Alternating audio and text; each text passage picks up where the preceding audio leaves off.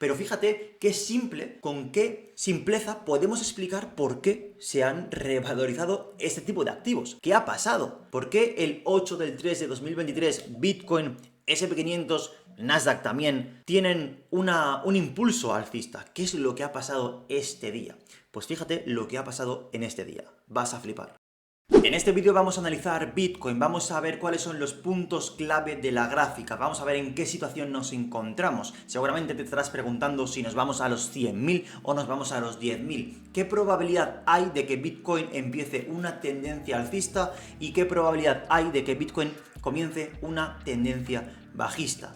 Todo ese tipo de cosas lo vamos a ver en este vídeo haciendo análisis de Bitcoin. Recuerda que hay que actualizar ese tipo de análisis. Los análisis no son estáticos y tenemos que seguir actualizándolo. Y yo seguiré subiendo vídeos de Bitcoin analizando el momento de Bitcoin. Así que suscríbete para no perderte absolutamente nada. Aquí tenemos la gráfica de Bitcoin y es muy interesante lo que está ocurriendo porque después de esta figura famosa de hombro, cabeza, hombro, después de que FTX quebrase y hiciese todo ese daño en el mercado, vemos que después de completarse esta figura de hombro, cabeza, hombro, se activó cuando rompió estas zonas de aquí. Vimos que empezó a tirar al alza, hizo un pullback, parecía que tenía buena pinta, empezó a tirar, pero se quedó por estas zonas de aquí y hemos vuelto al punto de inicio. Aquí se divide en dos opiniones o en dos posibles escenarios. Esto es otro pullback para seguir hacia arriba y así completar la proyección de este hombro, cabeza, hombro, que son los 30.000 aproximadamente, o simplemente no ha llegado a la proyección y estamos en esas zonas ahí, que me caigo, que no me caigo, y vamos a acabar rompiéndolo. Están esos dos escenarios posibles. Esto al final solamente lo dirá pues el tiempo.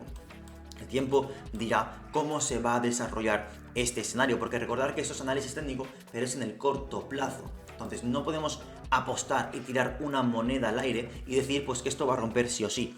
Tenemos que ser inteligentes sin plantear diferentes opciones. Y tú, según tu criterio, darle una probabilidad mayor a una que a otra.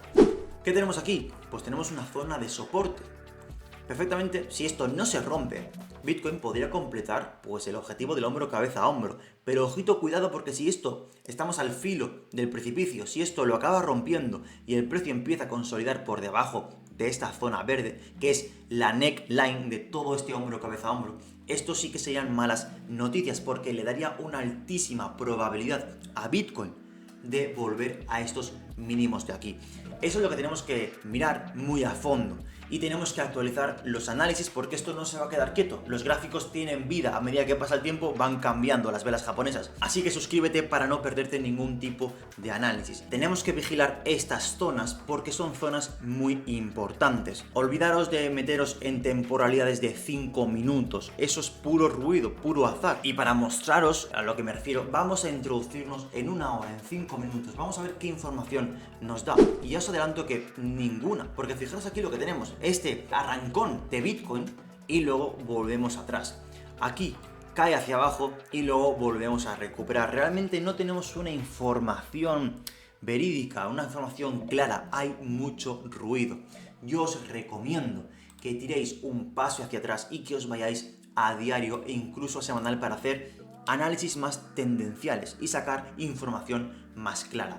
Lo que nos dice ahora mismo los gráficos es que mientras el gráfico Bitcoin no pierda esta zona de aquí y no empecemos a consolidar por debajo de estas zonas, a priori el precio podría seguir aguantando. Pero bueno, recordad que aquí hemos hecho un doble techo, no ha habido un máximo superior. Entonces, veremos cómo se va desarrollando. Mi opinión en el corto o medio plazo es que Bitcoin no está ante una recuperación estructural. Esto ya lo he comentado, ya sabéis mi opinión. A largo plazo, como veis en el vídeo que os estoy dejando en pantalla, donde doy mi opinión sobre cuál va a ser el futuro de Bitcoin, y más que hablaré en el futuro, haré más vídeos hablando y dando más argumentos de por qué creo que Bitcoin va a valer muchísimo. Al igual que creo eso, creo que en el corto plazo no estamos ante una recuperación estructural debido a las políticas monetarias, debido a todo lo que está pasando en el mercado y cómo están las políticas monetarias y diferentes indicadores económicos que he comentado en el canal y que seguiré comentando en vídeos futuros. Creo que esto, la suma de todo, no es compatible con una recuperación estructural. La renta variable americana va a sufrir y está también el discurso de que las bolsas van a bajar y que Bitcoin va a subir. Eso tendremos que verlo, porque hasta ahora la correlación es enorme. No ha habido una descorrelación y simplemente tienes que poner el gráfico de Bitcoin y el gráfico del S&P 500 superpuestos o del Nasdaq y te darás cuenta de que la correlación es brutal. De hecho, fíjate, y con esto voy a acabar el vídeo, con esto muy importante que lo tienes que saber y vas a flipar. Créeme cuando te digo que vas a flipar. Yo cuando hago análisis de Bitcoin, y esto llevo muchos vídeos haciéndolo, siempre tengo esta franja roja. Esta franja roja de aquí, indicando el 8 del 3 de 2023. Esto fue cuando Bitcoin empezó a surgir y hizo este velón grande. Y es lo que activó este hombro cabeza a hombro. Cuando Bitcoin activó este hombro cabeza a hombro, pues ya empezó a subir, ¿no? Hizo casi un 100% de mínimos.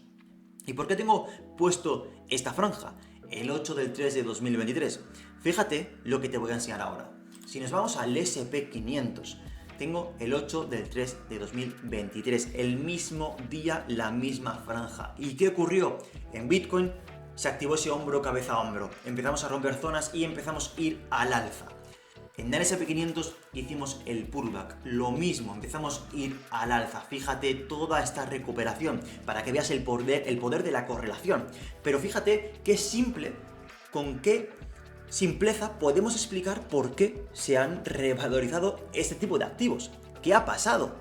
¿Por qué el 8 del 3 de 2023 Bitcoin, SP500, Nasdaq también tienen un impulso alcista? ¿Qué es lo que ha pasado este día?